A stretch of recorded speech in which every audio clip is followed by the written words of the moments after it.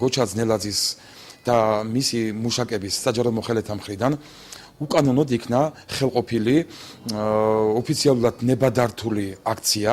საქართველოს მთავარმა პროკურატურამ დაუყოვნებლივ დაიწყოს გამოძიება მოცემულ ფაქტზე საქართველოს სისხლის სამართლის კოდექსის 323 და 171 მუხლებით, რაც თავის მხრივ მოიცავს სამსახურებრივი უფლებამოსილების გადამეტებისა და შეკრებისა და მანიფესტაციების უფლებათა ხელყოფის დანაშაულობათა ნიშნებს.